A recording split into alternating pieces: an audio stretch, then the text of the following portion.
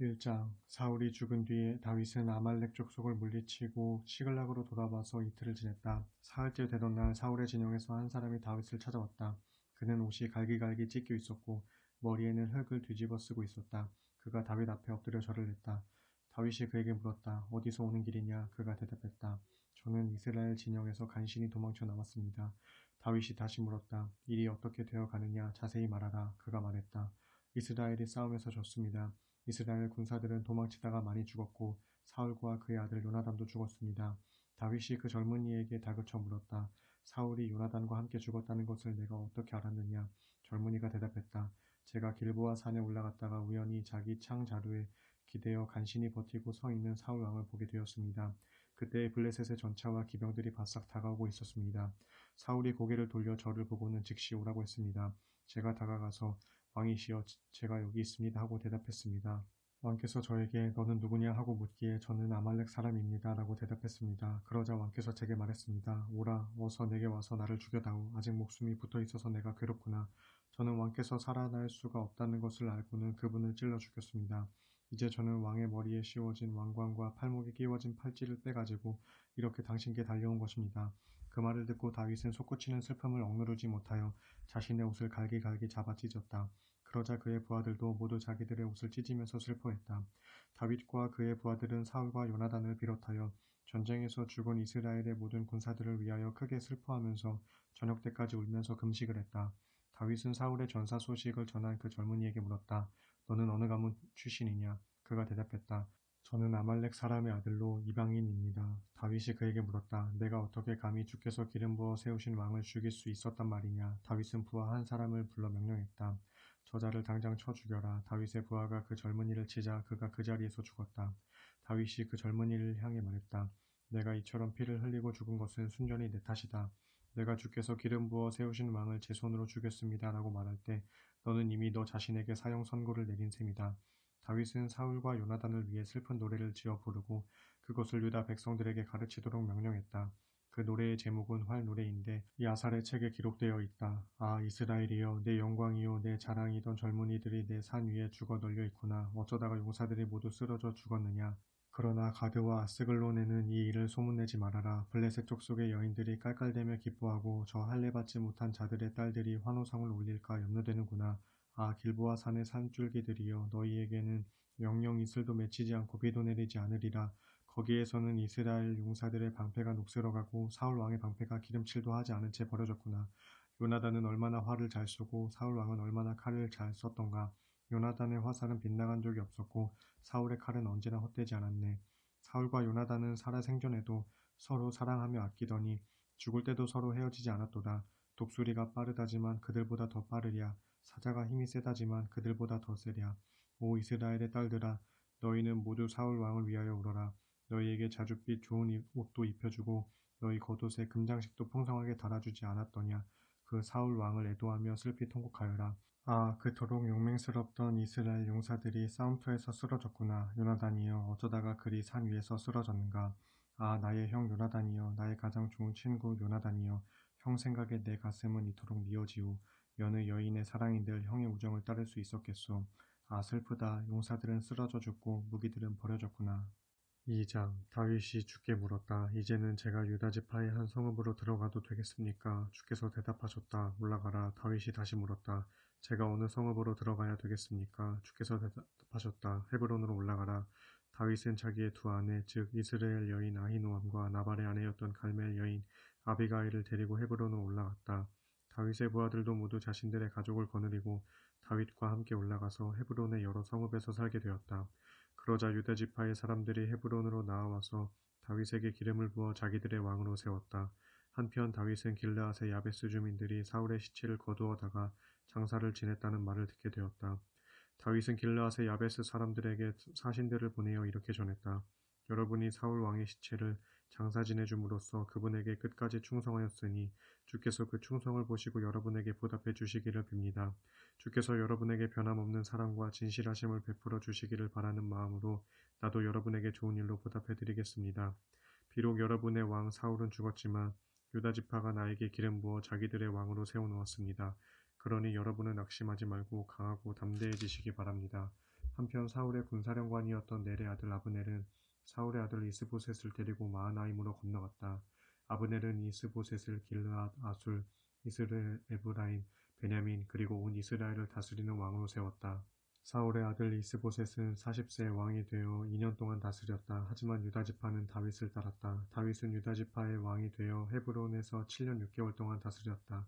어느 날 넬의 아들 아브넬이 사울의 아들 이스보셋의 부하들을 거느리고 마하나임을 떠나 기브온으로 갔다. 스루야의 아들 요압도 다윗의 부하들을 거느리고 나와서 기브온 연못가에 진을 쳤다. 이렇게 아브넬과 요압은 기브온의 연못가에서 서로 대치하게 되었다. 아브넬이 요압에게 말했다. 젊은이들 몇 명씩을 뽑아서 모두가 지켜보는 가운데 1대1로 겨루게 해보자. 요압도 찬성했다. 좋다. 그렇게 해보자. 이스보셋 편에서는 베냐민 사람 12명이 나섰고 다윗 편에서도 12명이 나섰다. 젊은 군인들은 서로 상대편의 머리카락을 거머쥐고 똑같이 상대편의 옆구리를 칼로 찔러 모두 함께 죽었다. 그리하여 사람들은 기브온의 그 자리를 헬갓 핫수림이라 불렀다. 칼날의 벌판이란 뜻이다. 그날 치열한 전투 끝에 아브넬이 지휘하는 이스라엘 군대가 다윗의 군사들에게 패하여 도주했다. 스루야의 세 아들 즉 요압과 아비새와 아사엘도 그 전투에 가담하고 있었다. 아사엘은 들노루처럼 발이 빠른 자였다. 아사엘이 아브넬을 뒤쫓기 시작했다. 그는 오른쪽으로나 왼쪽으로나 아무데도 치우치지 않고 곧장 아브넬만을 따라붙었다. 그러자 아브넬이 뒤를 돌아보며 물었다. 아사엘아, 내가 나를 쫓아오는 거냐? 아사엘이 대답했다. 그렇다, 나다. 아브넬이 그에게 말했다. 나를 쫓아오지 말고 오른쪽이나 왼쪽으로 방향을 틀어서 젊은 애를 하나 붙잡아 그의 무게나 빼앗아 가도록 해라. 하지만 아사엘은 그 말을 무시하고 계속 아브넬만을 뒤쫓았다. 아브넬이 다시 한번 아사엘에게 경고했다. 더 이상 나를 쫓아오지 말아라. 내가 굳이 너를 창으로 찔러야 하겠느냐. 내가 너를 죽이면 내가 어떻게 내 형 요압의 얼굴을 볼 수 있겠느냐. 그런데도 아사엘은 방향을 바꾸지 않고 계속 뒤쫓았다. 결국 아브넬은 창끝으로 아사엘의 배를 찌르고 말았다. 아사엘은 엎어져서 그 자리에서 죽고 말았다. 그러자 뒤따르던 유다의 군사들이 아사엘이 쓰러져 죽은 곳에 이르러서는 모두 멈추어 섰다. 하지만 요압과 아비새는 해질 때까지 아브넬을 계속 추격하여 암마 언덕에까지 이르렀다. 그곳은 기브온의 황무지가 시작되는 기아 맞은편이었다. 베냐민 지파의 군사들은 아브넬의 뒤쪽에서 집결하여 암마 언덕의 꼭대기에 진을 치고 있었다. 아브넬이 요압에게 큰 소리로 외쳤다. 무엇 때문에 우리가 끝없이 칼부림을 해야 되겠느냐. 결국 서로 간에 끔찍한 결과만 초래할 뿐임을 내가 알지 못하느냐. 내 부하들에게 더 이상 동족을 추격하지 말라고 어서 빨리 명령을 내려라. 요압이 대답했다. 하나님께서 분명히 살아계심을 두고 맹세하지만 내가 그 말을 하지 않았더라면 내 부하들이 내일 아침까지 너를 뒤쫓았을 것이다. 그런 후 요압이 그 자리에서 나팔을 불자 다윗의 군사들은 더 이상 이스라엘 군사들을 추격하지 않았고 더 이상 그들과 싸우지 않았다. 그날 밤 아브넬은 부하들을 거느리고 아라바를 지나갔다. 그들은 요단강을 건너고 비드론을 거쳐 마하나임에 이르렀다. 요압은 아브넬을 추격하던 길에서 돌아와 군사들을 점검했다. 아사헬 외에도 다윗의 부하 19명이 없었다. 그러나 그들이 쳐 죽인 사람은 아브넬의 부하 중에서 베냐민 사람 360명이었다. 그들은 아사헬의 시체를 메어다가 베들레헴에 있는 그의 조상들의 묘에 장사하였다. 요압은 부하들을 거느리고 밤새도록 행군하여 이튿날 동틀 무렵에 헤브론에 도착했다. 3장 사울을 따르는 자들과 다윗을 따르는 자들 사이에 오래도록 싸움이 이어졌다. 그런데 날이 갈수록 다윗의 집안은 점점 세력이 커져갔지만 사울의 집안은 점점 더 세력이 쇠하여져 갔다. 다윗이 헤브론에서 낳은 아들들은 다음과 같다. 맏아들 암논은 이스라엘 여인 아히노함이 낳았고 둘째 아들 길르압은 나발의 아내였던 갈멜 여인 아비가일이 낳았고 셋째 아들 압살롬은 구술왕 달메의 딸 마아가가 낳았고 넷째 아들 아도니아는 핫깃이 낳았고 다섯째 아들 스바디아는 아비달이 낳았고 여섯째 아들 이드라함은 다윗의 아내 에글라가 낳았다. 이들은 모두 다윗이 헤브론에서 낳은 아들들이다. 사울의 집안과 다윗의 집안 사이에 싸움이 계속되는 동안 사울 집안에서는 아브넬의 세력이 더욱 커져만 갔다. 사울에게는 리스바라는 첩이 있었다. 리스바는 아야의 딸이었다. 어느 날 이스보셋이 아브넬에게 따져 물었다. 당신은 어찌하여 내 아버지의 후궁과 잠자리를 같이 했소? 아브넬은 크게 화를 내며 말했다. 왕은 나를 유다의 빌부터 사는 개로 여기는 겁니까? 나는 오늘날까지 왕의 아버지 사울의 집안과 가족들은 물론 그의 형제들과 친구들에게까지도 충성을 바쳤소. 이제껏 왕을 보호하여 다윗의 손에 잡히지 않도록 했소. 그런데 이제 와서 여자 문제로 저를 비난하다니요. 이제부터 내가 주께서 다윗에게 맹세하신 것을 이루기 위해 일하지 않는다면 하나님께서 이 아브넬에게 벌을 내리실 것이요. 주께서는 이미 사울의 집안에서 왕권을 빼앗아 다윗을 이스라엘과 유다의 왕으로 삼아 북쪽의 단에서부터 남쪽의 브에세바에 이르기까지 온 나라를 다스리도록 하겠다고 약속하셨소. 아브넬이 이렇게 말하자 이스보셋은 두려운 나머지 한마디도 대꾸하지 못했다. 아브넬은 다윗에게 사람을 보내어 자기 뜻을 전하게 했다. 이 나라가 누구의 나라입니까? 저와 약조를 해 주신다면 제가 왕께서 온 이스라엘을 다스리시도록 왕을 적극 돕겠습니다. 다윗이 대답했다. 좋소. 그러나 한 가지 조건이 있소. 그대가 나를 만나러 올 때 사울의 딸 미갈을 데리고 오시오. 그런 다음 다윗은 사울의 아들 이스보셋에게 사람을 보내어 전갈했다. 내 아내 미갈을 나에게 내주시오. 미갈은 내가 블레셋 사람들의 포피 100개를 잘라서 바치고 얻은 나의 아내요. 그러자 이스보셋은 명령을 내려 라이스의 아들 발디엘에게서 미갈을 빼앗아 오게 했다. 미갈의 남편 발디엘은 울면서 바후림 시내가까지 따라왔다. 아브넬이 자 이제 그만 돌아가도록 하라고 하자 결국 그는 눈물을 머금고 혼자 돌아갔다. 아브넬이 이스라엘의 장로들에게 말했다. 여러분은 예전부터 다윗 왕을 여러분의 왕으로 모시기를 원했습니다. 지금 그때가 왔습니다. 주께서는 이미 다윗에게 내가 내 종 다윗을 통해 내 백성 이스라엘을 블레셋 족속을 비롯한 모든 원수들의 손에서 구하겠다라고 약속했습니다. 아브넬은 베냐민 사람들에게도 이런 말을 했다. 그런 다음 헤브론으로 다윗을 찾아가서 이스라엘과 베냐민 사람들이 원하는 말을 그대로 전했다. 아브넬은 부하 20명을 데리고 헤브론으로 다윗을 찾아갔다. 다윗은 그들을 반갑게 맞아들여 큰 잔치를 베풀어 주었다. 아브넬이 다윗에게 말했다. 저는 이제 가서 온 이스라엘 왕 앞에 모아놓고 왕과 언약을 맺게 하겠습니다. 그러면 왕께서는 왕이 원하시는 이스라엘 모든 지역을 다스리시게 되실 것입니다. 다윗은 아브넬을 무사히 돌아가게 했고 아브넬은 평안히 떠나갔다. 바로 그때 요압이 다윗의 부하들을 거느리고 적을 습격하러 나갔다가 많은 전리품을 가지고 돌아왔다. 아브넬은 이미 헤브론을 떠난 뒤였다. 다윗이 그를 무사히 떠나보낸 뒤였기 때문이었다. 요압이 부하들과 함께 헤브론에 돌아왔을 때 어떤 사람이 요압에게 넬의 아들 아브넬이 왕을 만나러 왔는데 왕이 아무 탈 없이 그를 보내주었다는 소식을 전해주었다. 그 소식을 듣고 요압이 왕을 찾아가서 항의했다. 왕께서는 어찌하여 그렇게 행하실 수 있습니까? 아브넬이 제 발로 왕께 나아왔는데 어째서 그를 그냥 돌려보내신단 말입니까? 넬의 아들 아브넬이 어떤 사람인지는 왕께서도 잘 아시지 않습니까? 그는 왕의 동태를 살피고 왕이 무엇을 어떻게 하실지 정탐하러 온 것입니다. 요압은 다윗 앞에서 물러나오자마자 사람들을 보내어 아브넬을 뒤쫓게 했다. 요압의 부하들은 시라 우물가에서 아브넬을 만나 무슨 용건이 있느냐 그를 헤브론으로 도로 데려왔다. 그러나 다윗은 이런 사실을 전혀 몰랐다. 아브넬이 헤브론으로 돌아오자 요압은 그와 단둘이서 조용히 이야기할 것이 있는 척하면서 그를 성문 안으로 데리고 들어갔다. 그리고는 갑자기 그의 배를 찔러 죽였다. 그렇게 해서 요압은 자신의 동생 아사헬의 원수를 갚았다.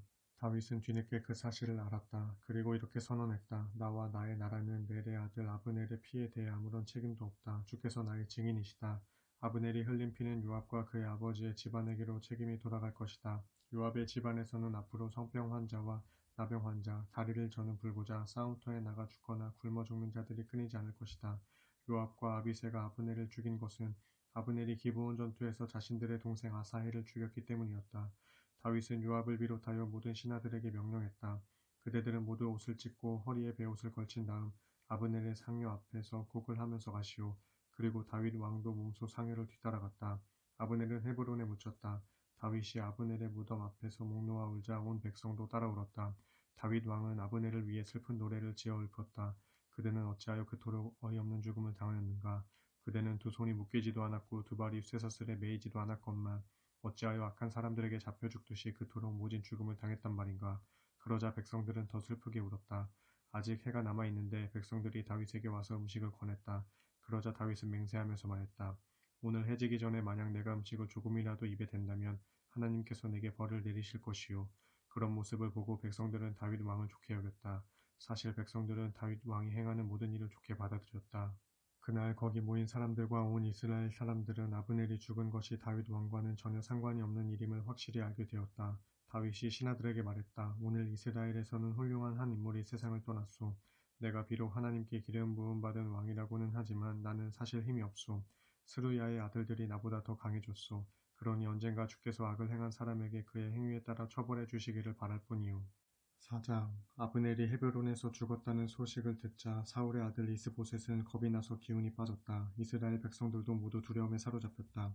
그때 사울의 아들 이스보셋에게는 군대를 지휘하는 2명의 지도자가 있었다.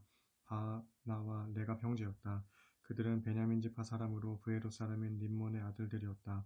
당시 브에로 사람도 베냐민 지파로 간주되었는데 브에로 사람들이 기타임으로 도망갔다가 거기에 머물러 살았기 때문이었다. 사울의 아들 요나단에게는 무비보셋이라는 두 다리를 저는 아들이 하나 있었다. 그의 아버지 요나단과 할아버지 사울이 전쟁 중 이스라엘에서 죽었을 때 그는 겨우 5살이었다. 그의 유모가 그를 업고 도망치다가 떨어뜨려서 두 다리를 다 절게 된 것이다. 어느 날 브에롯 사람 림몬의 아들들인 레갑과 바하나는 이스보셋의 왕궁으로 갔다. 뜨거운 한낮에 도착해보니 때마침 이스보셋은 낮잠을 자고 있었다. 그들은 밀을 가지고 온 사람들처럼 꾸미고 궁 안으로 들어가서 이스보셋의 배를 찔러 죽였다. 그런 후 레갑과 그의 동생 바하나는 서둘러 궁을 빠져나왔다. 즉 그들이 궁 안에 들어갔을 때 이스보셋은 침대에 누워서 낮잠을 자고 있었다. 그래서 그들은 이스보셋의 배를 찔러 죽이고 그의 머리를 베어낼 수 있었다. 그들은 이스보셋의 머리를 가지고 밤새도록 아라바기를 따라 도망쳤다. 마침내 그들은 헤브론 성읍의 다윗에게 가서 그에게 이스보셋의 머리를 바치면서 말했다. 왕의 생명을 노리던 왕의 원수 이스보셋의 머리가 여기 있습니다. 주께서는 오늘에야 사울과 그의 자손들을 벌하여 우리 왕의 원수를 갚아주셨습니다. 다윗은 브에롯 사람 림몬의 아들들인 레갑과 그의 동생 바하나에게 말했다. 온갖 고난에서 나를 건져주신 주께서 살아계심을 두고 내가 맹세한다. 이전에 사울이 죽었다는 소식을 전하면서 나에게 좋은 소식을 전하러 왔다고 생각한 자가 있었다. 그러나 나는 그를 붙잡아 시글락에서 처형했다. 그것이 바로 그가 소식을 전해준 데 대해 내가 해준 보상이었다. 그런데 하물며 자기 집 침실에서 잠자고 있는 죄 없는 사람을 죽인 악인들에게는 더 말해 무얼 하겠느냐. 그의 피에 대한 대가로 이제 나는 너희를 이 땅에서 없애버리고 말겠다. 다윗은 부하들에게 그 암살자들을 처형하라고 명령했다.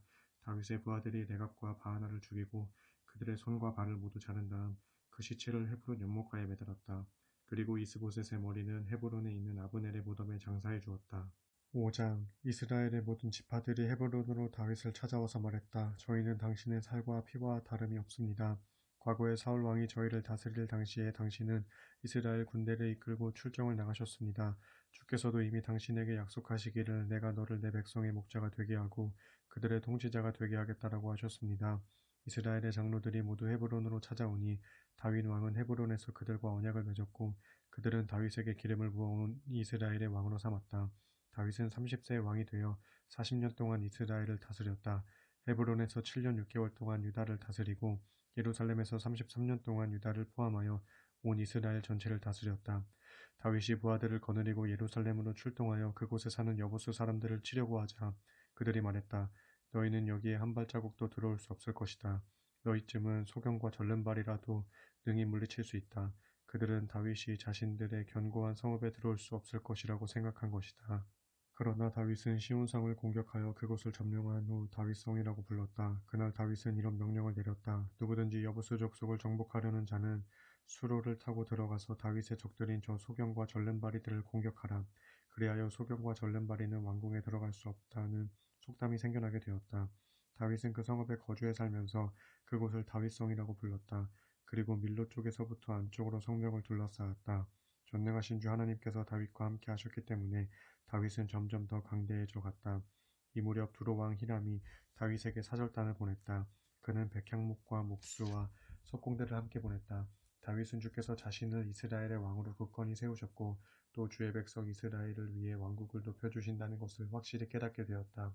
다윗은 헤브론을 떠난 후 예루살렘에서 더 많은 후궁과 아내를 취하였고 아들, 딸도 많이 낳았다. 예루살렘에서 태어난 그의 아들들의 이름은 삼무와 소박, 나단, 솔로몬, 이팔, 엘라수아, 네벡, 야비야, 엘리사마, 엘리아다, 그리고 엘리벨렛이다. 블레셋 사람들은 다윗이 이스라엘의 왕으로 기름 부음을 받았다는 소식을 들었다. 그래서 다윗을 잡으려고 총병력을 동원하여 올라왔다. 다윗은 이 소식을 듣고 요새로 내려갔다. 블레셋 사람들은 르바임 골짜기에 평원을 가득 메우고 있었다. 다윗이 주께 물었다. 제가 저 블레셋 사람들을 치러 올라가도 되겠습니까? 주께서 제게 저들을 넘겨주시겠습니까? 주께서 대답하셨다. 가라. 내가 블레셋 사람들을 내 손에 넘겨주겠다. 다윗은 바알브라심으로 가서 블레셋 족속을 크게 물리쳤다. 그런 후 이렇게 말했다. 홍수가 나서 모든 것을 휩쓸어 가듯 주께서 나의 원수들을 모조리 휩쓸어 가버리셨다. 그 후로 사람들은 그곳을 바알브라심이라고 불렀다. 그 말은 주께서 휩쓸어 버리셨다라는 뜻이다. 블레셋 사람들은 그곳에다 자기들의 우상을 버리고 허겁지겁 도망쳤다. 그래서 다윗은 부하들과 함께 그 우상들을 모두 치웠다. 블레셋 사람들이 또다시 쳐들어와서 르바임 골짜기를 가득 메웠다. 출전에 앞서 다윗이 주께 묻자 주께서 대답하셨다. 그들을 정면에서 공격하지 말고 그들의 뒤로 돌아가 뽕나무 숲 앞에서 공격하라. 뽕나무 숲 위쪽에서 발자국 소리가 나거든 즉시 나가서 싸워라. 주께서 너보다 앞서 나가서 블레셋 군대를 쳐부술 것이다. 다윗은 주께서 명령하신 대로 따랐고 큰 승리를 거두었다. 다윗은 게바에서부터 게셀에 이르기까지 블레셋 사람들을 쫓아가면서 쳐부수었다. 6장 다윗이 이스라엘에서 군사들을 불러 모으자 모두 3만 명에 이르렀다. 다윗은 그들을 거느리고 유다의 바알레로 올라가서 하나님의 궤를 옮겨올 작정이었다. 궤 위에 그룹들 사이에는 전능하신 주께서 모셔져 있었다. 그들은 언덕 위에 있는 아비나답의 집에서 하나님의 궤를 새 수레에 싣고 나왔다. 아비나답의 두 아들 우사와 아효가 수레를 몰았다. 수레 위에 하나님의 궤를 싣고 나올 때에 아효는 궤 앞에서 걸었고 다윗과 이스라엘의 모든 가문의 사람들은 주의 영광을 찬양하며 행진했다. 그들은 수금과 비파와 소고와 꽹과리와 심벌지를 연주하며 하나님을 찬양하는 노래를 불렀다. 나곤이라는 사람의 타작마당에 이르렀을 때였다. 수레를 끌던 소들이 갑자기 뛰는 바람에 궤가 수레에서 떨어지려고 하자 우사가 손을 내밀어 얼른 궤를 붙들었다. 그러나 우사가 손으로 궤를 만졌기 때문에 주께서 진노하셔서 우사를 치셨다. 주께서 우사를 치시자 그는 하나님의 궤 옆에서 죽었다. 주께서 그처럼 분노하셔서 우사를 쳐 죽이자 그 광경을 본 다윗은 화가 났다. 그래서 그곳은 오늘날까지 베레스 우사로 불리게 되었다. 그 말은 주께서 우사를 치셨다란 뜻이다. 그날 다윗은 주를 두려워하는 마음이 들어 이렇게 말했다. 내가 어떻게 감히 주의 궤를 가져다가 모실 수가 있겠는가. 그래서 다윗은 주의 궤를 다윗성으로 옮겨가지 않고 그것을 가드 사람 오베데돔의 집에 맡겼다. 주의 궤는 그곳에서 석 달 동안 머물렀다. 그동안 주께서는 오베데돔과 그의 온 집안에 복을 내려주셨다. 오베데돔이 주의 궤를 모시고 나서 온 집안까지 복을 받게 되자 그 소문이 다윗에게 전해졌다. 다윗은 그리로 가서 오베데돔의 집에서 주의 궤를 모시고 나와 기쁜 마음으로 다윗성으로 올라왔다. 주의 궤를 맨 사람들이 6걸음이나 옮기도록 아무런 사고가 없자 다윗은 소와 양을 잡아서 제물로 바쳤다. 다윗은 모시 에봇을 걸친 채 주 앞에서 온 힘을 다해 춤을 추었다. 다윗은 온 이스라엘 백성과 함께 환호성을 올리고 나팔을 불면서 주의 궤를 예루살렘의 다윗성으로 모셔왔다. 주의 궤가 다윗성으로 들어섰을 때 사울의 딸 미갈이 창문으로 그 광경을 지켜보고 있었다. 그런데 다윗 왕이 껑충껑충 뛰면서 주 앞에서 춤을 추는 모습을 보고 그녀는 속으로 다윗을 비웃으며 업신여겼다. 주의 궤를 맨 사람들은 다윗이 이미 마련해 놓은 장막 안에 주의 궤를 모셔다 놓았다. 다윗은 주 앞에 번제와 화목제를 드렸다. 번제와 화목제를 드리고 난 후 다윗은 전능하신 주의 이름으로 백성들을 축복해 주었다. 또 다윗은 남녀를 가리지 않고 거기 모인 사람들에게 빵 한 덩이와 구운 고기 한 점과 건포도 과자 한 개씩을 나누어 주었다. 다윗이 자기 식구들을 축복해 주려고 집 안으로 들어갔다. 그때 사울의 딸 미갈이 다윗을 맞으면서 말했다. 이스라엘의 왕께서 어찌 그리 채통을 지키지 않으십니까? 신하들의 계집종들이 보는 앞에서 천한 것들이 하듯이 맨몸을 드러내시다니요.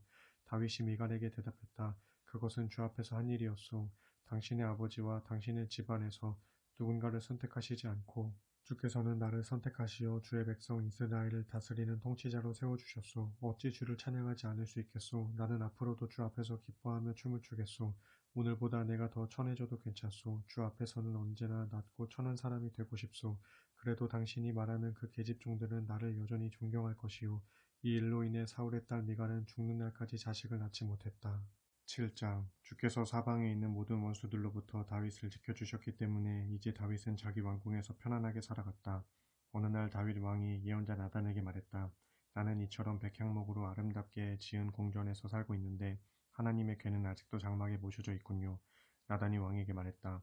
주께서 왕과 함께 하시니 왕의 마음에 품고 계시는 일은 무엇이든 하도록 하십시오. 그날 밤 주께서 나단에게 나타나셔서 말씀하셨다. 너는 나의 종 다윗을 찾아가서 이렇게 말을 전하도록 하라. 나 주가 말한다. 너는 내가 거주할 집을 지으려고 하느냐. 나는 이스라엘 백성을 이집트에서 이끌어낸 날부터 오늘에 이르기까지 집에서 살아본 적이 없다. 나는 언제나 장막 안에 살면서 이리저리 옮겨 다녔다. 이스라엘 사람들과 함께 어디로 옮겨 다니든 내 백성 이스라엘의 목자가 되라고 내가 명했던 지도자들 중 누구에게도 나는 왜 나에게 백향목으로 된 집을 지어주지 않느냐 하고 말해본 일이 없다. 그러니 내 종 다윗에게 이렇게 말하도록 하라. 전능하신 주께서 하신 말씀입니다. 내가 너를 양치는 초원에서 데려다가 내 백성 이스라엘을 다스리는 통치자로 세워놓았다. 나는 내가 어디를 가든 너와 함께하였고 내 원수들을 모두 물리쳐 주었다. 이제 나는 너의 이름을 세상의 위대한 사람들의 이름처럼 빛나게 해주겠다. 나는 내 백성 이스라엘에게도 살 곳을 마련해 주어 그 땅에 자리 잡고 살게 하겠다. 그리하여 더 이상 구차하게 이리저리 옮겨다니는 일이 없이 정착해서 살게 할 것이다. 또한 악한 사람들에게도 더 이상 억압받는 일이 없을 것이다. 내가 내 백성 이스라엘을 다스릴 사사들을 세웠던 시절 이래로 항상 악한 민족들의 괴롭힘을 당해왔지만 이제는 내가 그 모든 적들을 물리쳐 편안히 살게 할 것이다. 뿐만 아니라 나 주가 너에게 분명히 선언한다. 내가 내 집안을 들어 왕조를 세워줄 것이다. 너의 날들이 다하여 조상들과 함께 묻히는 날이 오면 나는 내 몸에서 나온 너희 자손을 내세워 너희 왕위를 잇게 할 것이다. 그리고 나는 그의 왕국을 튼튼히 세워줄 것이다. 그리고 바로 그가 나의 이름을 위해 내 집을 지을 것이고 나는 그의 나라의 왕권을 영원토록 튼튼하게 세워줄 것이다. 나는 그의 아버지가 될 것이고 그는 나의 아들이 될 것이다. 그가 잘못을 저지르면 사람들이 자기 자식을 회초리로 때리듯 나도 그를 때려 벌을 내릴 것이다. 그렇지만 내가 사울에게서 등을 돌려 그를 제거한 것처럼 그에게서 사랑을 거두는 일은 없을 것이다. 너의 집안과 너의 왕국은 영원히 이어질 것이며 너의 왕권은 영원히 지속될 것이다. 나단은 주께로부터 계시를 받은 모든 말씀을 다윗에게 그대로 전했다. 그러자 다윗 왕은 주 앞으로 나아가 꿇어앉아 이렇게 기도했다. 나의 하나님, 제가 누구이며 저의 집안이 무엇이기에 주께서는 이렇듯 저를 이끌어 주셨습니까? 나의 하나님, 그런데도 주께서는 이것으로도 아직 눈에 차지 않으신 듯 주의 종의 집안이 겪을 미래의 일을 특별히 말씀해 주셨습니다. 오 주여, 어찌 전능하신 주께서 마치 사람인 양 제게 이토록 크신 사랑과 친절을 베풀어 주시나이까? 주께서는 주의 종의 마음속을 다 아시니 이 몸이 주께 무슨 말을 더하리이까? 주께서는 주의 말씀을 이루시기 위하여 주의 뜻에 따라 이런 큰 일을 행하셨고 주의 종에게 그것을 알려주셨습니다. 오 위대하신 주여, 우리가 우리 귀로 들어온 것처럼 주와 같으신 분은 결코 존재하지 않습니다. 주님 외에 다른 하나님은 온 세상 어디에도 없습니다. 또 이 세상에서 주의 백성 이스라엘과 같은 족속이 어디에 있겠습니까? 주께서는 몸소 자기 백성을 구해내시고 몸소 그 이름을 세우시고 주의 백성 앞에서 다른 민족들과 다른 신들을 몰아내시는 놀랍고도 크신 일을 성취하셨습니다. 주께서 그렇게 돌보시고 보살펴 주시는 나라가 세상 어디에 있겠습니까? 주께서는 이스라엘을 영원히 주의 백성으로 삼으시고 주께서 친히 그들의 하나님이 되셨습니다. 이제 빕니다. 주께서 주의 종과 그의 자손을 위하여 약속해 주신 말씀을 영원히 그대로 이루어 주소서.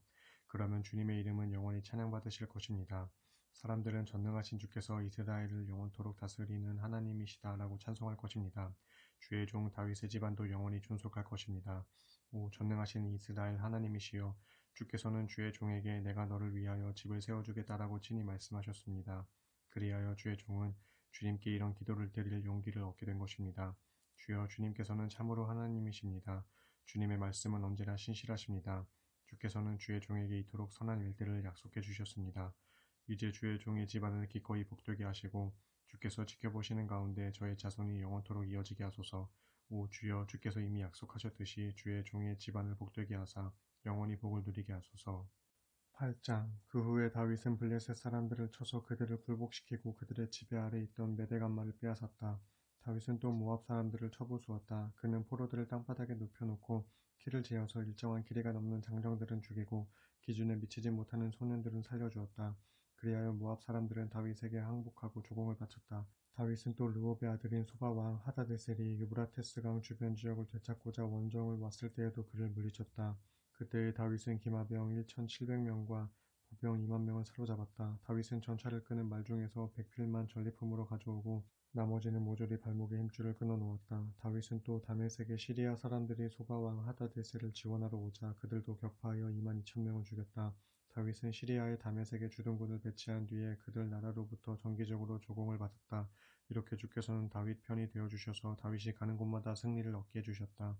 다윗은 소바왕 하다데셀의 신하들이 들고 다니던 금으로 된 방패를 빼앗아 예루살렘으로 가져왔다. 다윗은 또 소바왕 하다데셀이 다스리던 성읍인 베다와 베로데에서 아주 많은 양의 청동을 빼앗아 왔다. 다윗이 소바왕 하다데셀의 군대를 모조리 쳐서 멸했다는 소문이 하맛 왕 도이에게 전해졌다. 하맛 왕 도이는 자기 아들 요람을 다윗 왕에게 보내어 승리를 축하했다. 이때 요람은 다윗 왕에게 금과 은과 청동으로 만든 선물을 가져왔다. 다윗은 자신이 정복한 여러 민족들에게서 빼앗아 가져온 은과 금을 주께 바쳤던 것과 마찬가지로 이런 선물들도 모두 주께 바쳤다. 당시 다윗은 에돔 사람, 모압 사람, 암몬 사람, 블레셋 사람, 아말렉 사람 등을 정복한 터였다. 그는 또 르홉의 아들인 소바 왕 하다데셀에게서 빼앗은 것들도 모두 주께 바쳤다. 또한 다윗은 소금 골짜기에서 에돔 사람 1만 8천 명이나 쳐 죽여 그 이름을 크게 떨쳤다. 그때의 다윗은 에돔 전 지역에 이스라엘 주둔군을 배치하여 에돔 사람들을 모두 자신의 통제 아래에 두었다. 이처럼 주께서는 다윗이 가는 곳마다 승리를 안겨주셨다. 다윗은 이스라엘 온 백성을 공평하고 의롭게 다스렸다. 그 당시 군대의 총사령관은 스르야의 아들 요압이 맡았으며 역사 기록가는 아힐롯의 아들 여호사밧이 맡았다. 아이두베 아들 사독과 아비아달의 아들 아히멜렉은 대제사장이었고 스라야는 서기관이었다. 여호야다의 아들 브나야는 시위대장이 되어 그렛 사람과 블렛 사람을 통솔했다. 다윗의 아들들은 궁중의 중요한 자리에서 일했다. 9장 하루는 다윗이 신하들에게 물었다. 사울의 집안에 아직도 살아남은 사람이 누가 있느냐? 그런 사람이 있으면 요나단을 생각해서라도 잘 보살펴주고 싶구나. 마침 사울의 집안에 시바라는 종이 있었다. 신하들은 그를 다윗 왕 앞으로 데려왔다. 왕이 그에게 내가 시바냐 하고 묻자 그가 예 그렇습니다 하고 대답했다. 왕이 물었다. 사울의 집안에 살아남은 자가 아무도 없느냐? 그런 사람이 있다면 내가 하나님의 은총을 베풀어주고 싶구나. 시바가 대답했다. 요나단의 아들이 한 명 살아있는데 두 다리를 접니다. 왕이 물었다. 그가 지금 어디 있느냐? 시바가 대답했다. 로드발에 있는 암미엘의 아들 마길의 집에서 살고 있습니다. 다윗 왕은 즉시 로드발로 사람을 보내어 암미엘의 아들 마길의 집에서 요나단의 아들을 왕궁으로 데려왔다. 요나단의 아들이자 사울의 손자인 무비보셋은 다윗 왕 앞에 이르자 엎드려 절을 했다. 다윗이 물었다. 그대가 무비보셋이요? 그가 대답했다. 예, 그렇습니다. 다윗이 말했다. 그대는 조금도 두려워하지 마시오. 나는 그대의 부친 요나단과의 우정을 생각하여 그대를 잘 돌봐줄 생각이요. 그대의 할아버지 사울의 소유였던 토지를 모두 그대에게 되돌려주겠소. 그리고 이후로는 항상 나의 식탁에서 나와 함께 식사하도록 하시오. 무비보셋이 엎드려 절하면서 말했다. 보잘것없는 이 종이 무엇이라고 죽은 개나 다름없는 저에게 그처럼 큰 은총을 베풀어 주십니까? 다윗 왕은 사울 집안의 종이었던 시바를 불러 말했다. 나는 사울과 사울 집안의 소유였던 모든 것을 내 주인의 손자에게 넘겨주었다. 그러니 너는 이제 내 아들들과 종들을 거느리고 그 땅에서 농사를 지어서 내 주인님의 손자가 먹고 살 수 있도록 양식을 데워주어라. 그리고 내 주인님의 손자인 무비보셋은 언제나 나와 함께 내 식탁에서 식사를 할 것이다. 당시 시바에게는 15명의 아들들과 20명의 종이 있었다. 시바가 왕에게 대답했다. 이 종은 왕께서 명령하신 대로 모두 실행하겠습니다. 그리하여 무비보셋은 왕의 아들과 같은 대접을 받으면서 다윗의 식탁에서 왕과 함께 식사를 했다. 무비보셋에게는 미가라는 어린 아들이 하나 있었다. 시바 집안의 모든 사람들은 무비보셋의 종이 되었다. 무비보셋은 항상 왕의 식탁에서 음식을 먹으며 예루살렘 왕궁에서 살았다. 그는 두 다리를 다 절었다. 10장 그 후에 암몬 사람들의 왕 나하스가 죽고 그의 아들 한온이 아버지의 왕위를 이어받았다. 다윗은 생각했다. 한온의 아버지 나하스가 나에게 친절을 베풀어 주었으니 나도 그의 아들 한온에게 호의를 베풀어 주어야겠구나. 그래서 다윗은 나하스의 장례식에 이스라엘 사절단을 보내 정중하게 조의를 표하게 했다. 다윗의 조문 사절단이 암몬 사람들의 땅에 이르렀을 때였다. 암몬 사람의 대신들이 자신들의 군주인 한온에게 말했다. 다윗이 이렇게 사절단을 보낸 것이 왕의 부친을 존경하여 그분께 정말로 조의를 표하기 위해서라고 생각하십니까? 그렇지 않습니다. 다윗의 속셈은 우리 도성을 정탐하여 이 나라를 정복하려고 사람들을 보낸 것이 아니겠습니까? 그 말을 듣고 한우는 다윗의 사절단을 체포하여 그들의 수염을 절반씩 잘라버렸다. 게다가 그들의 의복도 잘라내어 양쪽 엉덩이가 드러나도록 만든 다음에 돌려보냈다. 이 같은 소식을 듣고 다윗은 사람을 보내어 그들을 도중에서 맞게 했다. 그들이 너무나 큰 수치를 당했기 때문이었다. 다윗 왕은 전가를 보내어 수염이 다 자랄 때까지 여리고에 머물러 있다가 수염이 다 자란 후에 예루살렘으로 돌아오라고 일렀다. 암몬 사람들은 자기들이 다윗의 심기를 건드려 미움을 사게 되었다는 것을 깨닫고는 전쟁을 준비했다. 그들은 벤누업과 소바의 사람을 보내어 아람 사람 보병 2만 명, 마아가 왕에게서 1,000명, 돕 사람 1만 2천 명을 용병으로 고용했다. 이 소식을 들은 다윗은 이스라엘에 온 군대를 군사령관 요압에게 맡겨 출전시켰다. 암몬 사람들도 나와서 성문 앞에 전투 대열을 갖추었고 소바와 르홉에서 온 아람 사람들과 돕과 마아가에서 온 사람들은 들판에서 전열을 갖추고 있었다. 요압은 자신의 앞뒤에 적이 포진해 있는 것을 알고는 이스라엘 군사들 가운데 정예병을 가려 뽑아 아람 사람들과 싸울 수 있도록 배치하였다. 요압은 또 나머지 군인들을 동생 아비새에게 맡겨 암몬 사람들과 싸우게 했다. 요압이 아비새에게 말했다. 아람 사람들은 나에 비해 강하다면 내가 나를 구하러 와야 한다. 하지만 암몬 사람들이 너에 비해 강하다면 내가 너를 구하러 가겠다. 우리 이스라엘 백성들과 우리 하나님의 성읍들을 위해 담대하고 용기 있게 싸우자. 주께서는 좋게 여기시는 대로 우리에게 선한 결과를 이루어 주실 것이다. 그런 후에 요압이 자기 부대를 이끌고 아람 사람들과 싸우려고 용감하게 앞서 나아가니 아람 사람들이 겁을 먹고 요압 앞에서 도주하기 시작했다. 아람 사람들이 도망치는 것을 본 암몬 사람들도 아비새 앞에서 도망치기 시작하여 자기들의 성 안으로 들어가 버렸다. 요압은 암몬 사람들과의 싸움을 끝내고 예루살렘으로 돌아왔다.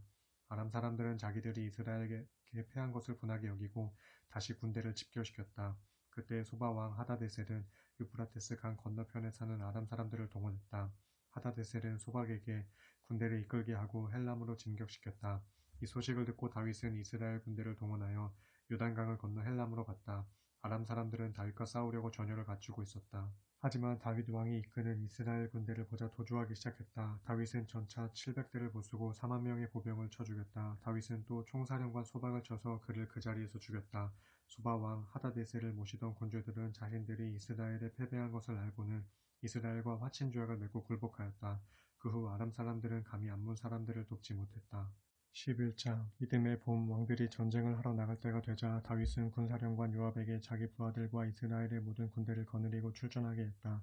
요압의 군대는 암몬 사람들을 무찌르고 그들의 도성 라빠를 포위했다. 그러나 이때 다윗은 예루살렘 왕궁에 남아 있었다. 어느 날 저녁 침대에서 일어난 다윗은 궁궐의 옥상 위를 걷고 있었다. 그러다가 한 여인이 목욕하는 모습을 옥상에서 내려다보게 되었다. 여인은 매우 아름다웠다. 다윗은 사람을 보내어 그 여인에 대해 알아보게 했다. 다녀온 신하가 말했다. 그 여인은 엘리암의 딸로 햇사람 우리아의 아내 밧세바입니다. 다윗은 사람을 보내어 밧세바를 궁궐로 불러들였다. 밧세바가 궁궐로 들어오자 다윗은 그녀와 잠자리를 같이 했다. 동침 후 그 여인은 부정한 몸을 깨끗이 씻은 다음에 자기 집으로 돌아갔다. 얼마 후에 밧세바는 자신이 임신한 것을 알고는 그 사실을 다윗에게 알렸다. 다윗은 요압에게 급히 전가를 보냈다. 햇사람 우리아를 내게로 보내시오. 그러자 요압이 우리아를 다윗에게 보냈다. 우리아가 오자 다윗은 요압과 군사들에 대한 안부를 묻고는 전쟁이 어떻게 돌아가는지 형편을 물었다. 그런 다음 다윗이 우리아에게 말했다. 그럼 이제 집으로 돌아가서 발을 씻고 편히 쉬도록 하시오. 우리아가 궁궐에서 나가자 다윗은 그에게 선물을 딸려 보냈다. 그러나 우리아는 집으로 가지 않고 궁궐 문간에서 신하들과 함께 잤다. 다음날 다윗은 우리아가 집에 가지 않았다는 사실을 알았다. 그래서 다윗은 우리아를 불러 물었다. 그대는 오랫동안 집에서 떠나 있지 않았소? 그런데도 왜 집에 가지 않았던 거요? 우리아가 대답했다. 하나님의 궤는 물론이고 이스라엘과 유다 사람들이 모두 장막에서 지내고 있고 저의 상관이신 요압 장군님과 그분의 부하들도 들판에서 진을 치고 있습니다. 그런데 어떻게 제가 저의 집으로 가서 편히 먹고 마시면서 아내와 동침할 수 있겠습니까? 왕께 맹세하건대 저는 그와 같은 일을 하지 않을 것입니다. 그러자 다윗이 우리아에게 말했다. 그렇다면 오늘은 여기에서 하루 더 묵으시고 내일 전선으로 돌아가도록 하시오. 그리하여 우리아는 그날도 예루살렘에서 지냈다. 다윗은 그를 초대하여 함께 먹고 마셨다. 다윗은 그에게 술을 많이 먹였다. 하지만 그날 저녁에도 우리아는 자기 집으로 가지 않고 왕궁의 문간에서 신하들과 함께 잤다. 다음날 아침 다윗은 요압에게 편지를 한 장 써서 우리아의 손에 들려보냈다. 그 편지에는 이렇게 쓰여 있었다. 우리아를 전투가 가장 치열한 전방으로 배치하시오. 그런 뒤 다른 군사들을 갑자기 후퇴시켜 그가 혼자서 싸우다가 전사하게 하시오. 요압은 성을 포위 공격하고 있는 중이어서 적의 저항이 가장 강력한 지점이 어딘지를 잘 알고 있었다. 요압은 우리아를 그런 곳에 배치했다. 성 안에 암몬 사람들이 나와서 요압에 대항하여 싸우자 다윗의 군사들 가운데 몇 명이 쓰러졌다. 그때 햇사람 우리아도 거기에서 전사했다. 요압은 전투 결과를 다윗에게 모두 보고했다.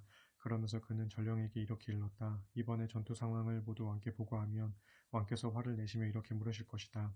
왜 그토록 무모하게 성 가까이에 접근했느냐? 적군이 성벽 위에서 활을 쏠 줄도 몰랐단 말이냐? 너희는 여룻베셋의 아들 아비멜렉이 데베스에서 어떻게 죽었는지 모른단 말이냐? 일개 여인이 성벽 위에서 던진 맷돌짝에 맞아 죽지 않았느냐? 그런데 왜 그렇게 성벽에 가까이 접근했느냐? 그러면 그대는 햇사람 우리아도 죽었습니다 하고 대답하도록 하라. 전령이 다윗에게 이르렀다. 그는 요압이 자기에게 시킨 대로 보고했다. 전령이 다윗에게 보고했다. 적신의 병력이 우리보다 우세하여 우리를 치려고 성 밖으로 나왔습니다. 우리도 반격을 감행하여 성문 가까이에까지 그들을 밀어붙였습니다. 그때 성벽 위에서 적이 우리에게 화살을 퍼부었고 왕의 부하들 몇 사람이 거기에서 죽었습니다. 햇사람 우리아도 함께 죽었습니다. 그러자 다윗이 전령에게 말했다. 너는 요압에게 이렇게 전하라. 장군은 이번 일로 크게 염려하지 마시오. 본래 칼이란 이쪽 편이든 저쪽 편이든 가리지 않는 법이요. 개의치 말고 계속하여 그 성을 포위 공격하여 함락시키도록 하시오. 우리아의 아내는 남편이 전사했다는 소식을 듣고 남편의 죽음을 슬퍼하며 울었다. 애도의 기간이 지나자 다윗은 그녀를 왕궁으로 데려왔다. 다윗의 아내가 된 후 밧세바는 얼마 지나지 않아 다윗의 아들을 낳았다. 그러나 주께서 보시기에 다윗이 행한 이번 일은 아주 악했다. 12장 이 일 후에 주께서 예언자 나단을 다윗에게 보내셨다. 나단은 다윗을 찾아와 말했다. 어떤 마을에 두 사람이 살고 있었는데 한 사람은 부자였고 또 한 사람은 가난했습니다. 부자에게는 양과 소가 아주 많았습니다. 그러나 가난한 사람에게는 어린 암양 한 마리밖에 없었습니다. 그는 새끼 암양 한 마리를 사다가 애지중지 키운 것입니다. 어린 양은 주인의 밥그릇에서 함께 먹고 주인의 물그릇에서 함께 마시고 주인의 품에 안기어 함께 잤습니다. 이처럼 주인에게 그 암양은 딸과도 같았습니다. 어느 날 부자에게 손님 한 분이 찾아왔습니다. 부자는 손님을 대접하고 싶었지만 자기의 양이나 소는 한 마리도 잡기가 싫었습니다. 그래서 부자는 가난한 이웃 사람의 어린 양을 빼앗아다가 자기를 찾아온 손님을 대접했습니다. 그 말을 듣고 다윗은 크게 화가 나서 나단에게 외쳤다. 살아계시는 주 앞에 분명히 맹세하지만 그런 녀석은 죽어야 마땅하다. 그가 가난한 사람을 불쌍히 여기지 않고 그처럼 나쁜 짓을 저질렀으니 그는 어린 암양을 네 배로 갚아주어야 한다. 그러자 나단이 다윗에게 단호하게 말했다. 그 사람이 바로 왕이십니다. 이스라엘의 하나님 주께서 왕에게 말씀하셨습니다. 나는 너를 이스라엘의 왕으로 기름 부어 세웠고 사울의 손아귀에서 너를 구해주었다. 나는 내 상전 사울의 왕궁도 내게 넘겨주었고 그의 아내들까지도 내 품에 안겨주었다. 나는 너를 유다와 이스라엘의 왕으로 세워주었다. 이것으로도 부족했다면 나는 내게 무엇이든지 더 주었을 것이다. 그런데도 너는 어찌하여 나를 무시하고 나를 욕되게 하느냐. 너는 햇사람 우리아를 칼로 쳐 죽이고 그의 아내를 빼앗아 내 아내로 삼았다. 너는 암몬 사람의 칼을 이용하여 우리아를 살해하였다. 그러니 잘 듣거라. 이제부터 칼이 너의 집안을 떠나지 않을 것이다. 내가 나를 업신여기고 햇사람 우리아의 아내를 빼앗아 내 아내로 삼았기 때문이다. 주께서 또 이렇게 말씀하셨습니다. 나는 너의 집안에 재앙을 일으킬 것이다. 나는 내가 보는 앞에서 내 아들을 빼앗아 너와 가까운 사람에게 주겠다. 그는 환한 대낮에 내 아내들과 잠자리를 함께 할 것이다. 너는 그 일을 아무도 모르게 감쪽같이 저질렀으나 나는 대낮에 온 이스라엘이 다 구경하도록 이 일을 공개적으로 행할 것이다. 그러자 다윗이 나단에게 말했다. 내가 주님께 죄를 지었습니다. 나단이 대답했다. 주께서는 왕의 죄를 용서하실 것입니다. 그러니 왕은 죽지 않을 것입니다. 그러나 이번 일로 왕께서는 주의 원수들에게 주를 조롱할 거리를 주었기 때문에 왕과 밧세바 사이에서 태어난 그 아들은 죽게 될 것입니다. 나단은 자기 집으로 돌아갔다. 그 후 주께서 우리아의 아내가 낳은 다윗의 아이를 치시니 그 아이가 몹시 앓았다. 다윗은 아이를 살려달라고 주께 간구했다. 그는 금식을 하고 집에 돌아와서도 맨 땅에 누워서 여러 날을 보냈다. 나이든 신하들이 왕을 일으키려고 옆에 서 있었지만 다윗은 거절하고 음식조차 입에 대려고 하지 않았다. 그렇게 7일이 지났을 때 결국 아이가 죽었다. 다윗의 신하들은 감히 이 사실을 다윗에게 알리지 못했다. 그들은 크게 염려했다. 왕께서는 아이가 살아있을 때에도 우리의 말을 듣지 않았는데 그 아이가 죽었다는 것을 알리면 어찌 되겠는가. 너무 크게 상심하셔서 무슨 일을 저지르실지 모른다. 다윗은 신하들이 수근거리는 소리를 듣고 자신의 아이가 죽은 것을 눈치챘다. 다윗이 물었다. 아이가 죽었느냐? 신하들이 힘없이 대답했다. 예, 죽었습니다. 그러자 다윗은 땅바닥에서 일어나 목욕을 하고 몸에 기름을 바르고 새 옷을 입은 다음 성전으로 들어가 주께 경배를 드렸다. 그리고는 왕궁으로 돌아와 음식을 차려오게 하더니 먹기 시작했다. 신하들이 다윗에게 물었다. 왕이시여 어찌된 일입니까? 아이가 살아있을 때는 금식하시면서 그토록 슬퍼하시더니 막상 아이가 죽었다는 말을 들으시고는 이처럼 자리에서 일어나 음식을 드시다니요. 다윗이 대답했다. 아이가 살아있을 때 내가 금식을 하면서 슬피운 것은 주께서 혹시 내게 은혜를 베푸셔서 그 아이를 살려줄지도 모른다고 생각했기 때문이요.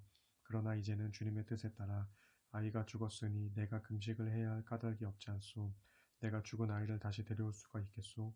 나는 아이가 있는 곳으로 갈 수 있지만 그 아이는 나에게 다시 돌아올 수 없는 몸이 되었지 않소. 그런 후 다윗은 자기 아내 밧세바를 위로하고 그녀와 잠자리를 함께 했다. 그녀가 다시 아들을 잉태하여 낳았고 다윗은 그 아들의 이름을 솔로몬이라고 지었다. 주께서는 그 아이를 사랑해 주셨다. 주께서는 예언자 나단을 통하여 주께서 그 아이를 무척 사랑하신다는 사실을 다윗에게 전하게 하시고 그 이름을 여디디아라고 부르게 하셨다. 한편 다윗의 군사령관 요압은 암몬 사람들의 도성 라빠를 쳐서 그곳의 요충지를 점령했다. 요압은 다윗에게 급히 전령을 보내어 보고했다. 제가 라빠를 쳐서 그 성읍의 급수지역을 점령했습니다. 이제는 왕께서 직접 남은 군사들을 소집하셔서 이 성읍을 포위하여 최종적으로 점령하시기를 바랍니다. 만일 제가 이 성읍을 점령한다면 제 이름이 성읍에 붙게 될지도 모르기 때문입니다. 다윗은 남은 군사들을 소집하여 라빠를 공격했고 마침내 그곳을 점령했다.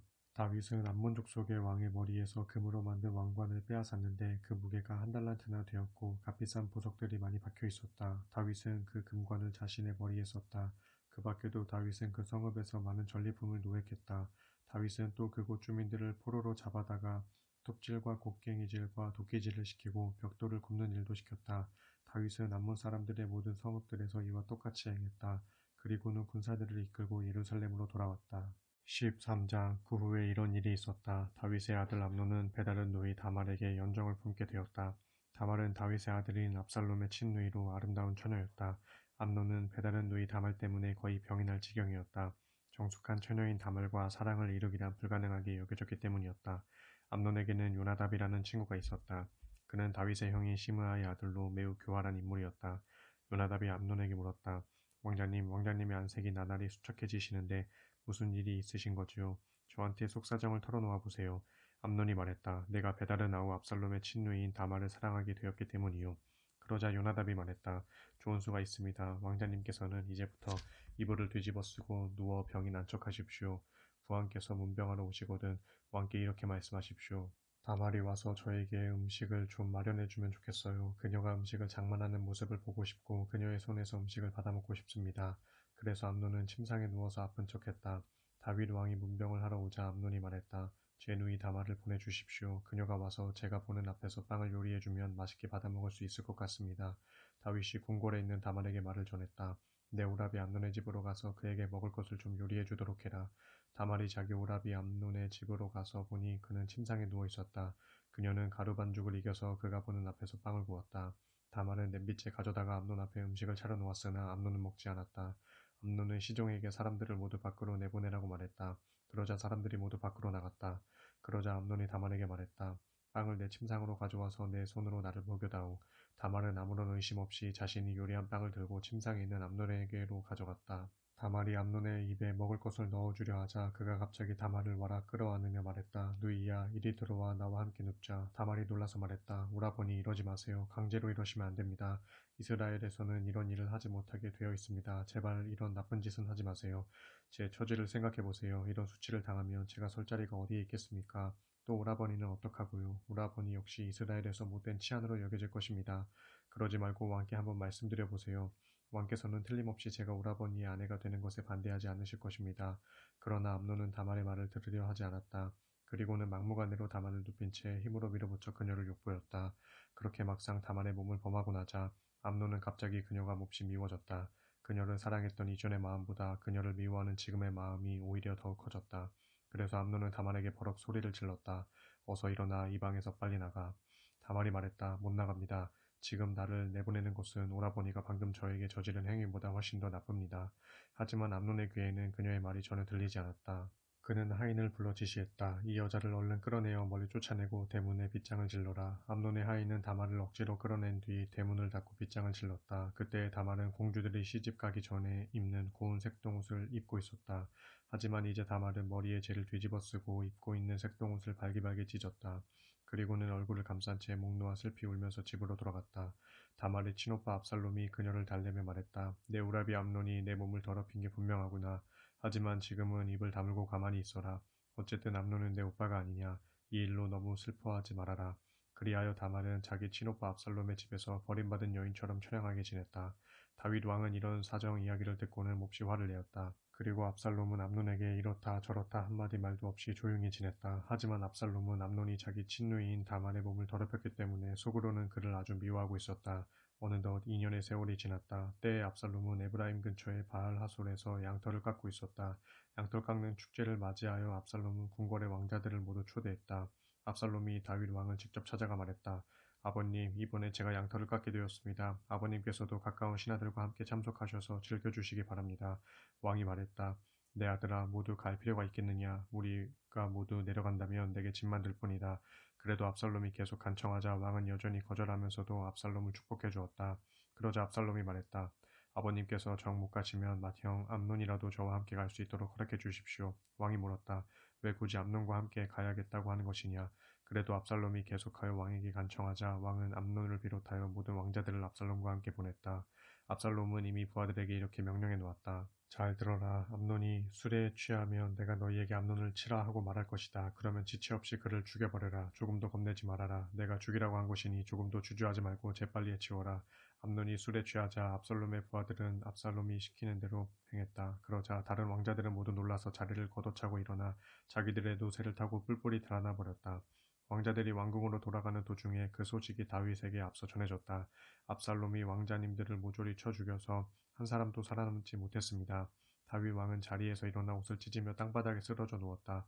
옆에 서 있던 신하들도 옷을 찢으며 슬퍼했다. 하지만 다윗의 형 시므아의 아들인 요나답이 나서서 말했다. 왕이시여, 왕자님들이 모두 살해되지는 않았습니다. 암논 혼자만 죽은 것입니다. 암논이 압살롬의 친누이인 다말의 몸을 더럽힌 날부터 압살롬은 공공연히 암논을 그냥 두지 않겠다고 말해왔습니다. 그러니 왕자님들 모두 죽었다는 뜬소문만 듣고 너무 상심하지 마십시오. 분명 암논 혼자만 죽은 것입니다. 한편 이를 저지른 후 압살롬은 그 길로 도망쳤다. 바로 그때 예루살렘에서 보초를 서던 파수꾼이 호로나임 쪽에서 산비탈을 타고 내려오는 많은 사람들을 보았다. 파수꾼은 즉각 왕에게 보고했다. 많은 사람들이 호로나임 쪽에서 산비탈을 타고 이쪽으로 내려오고 있습니다. 그러자 요나답이 왕에게 말했다. 보세요. 바로 왕자님들입니다. 제가 말한 대로입니다. 요나답이 말을 마치자마자 왕자들이 우르르 달려 들어와 서럽게 울었다. 그러자 왕은 물론 신하들도 모두 통곡했다. 압살롬은 도주하여 그술왕 달메에게로 갔다. 달메는 암미울의 아들로 압살롬의 외할아버지였다. 다윗은 왕세자인 암논이 죽자 슬픈 나날을 보냈다. 압살롬이 도주하여 그술 땅으로 피신해 간 지 어연 3년이 지났다. 그 무렵 다윗은 암논이 죽은 것에 대해서도 마음이 어느 정도 진정되었고 또 어느덧 압살롬을 보고 싶은 마음이 들기 시작했다.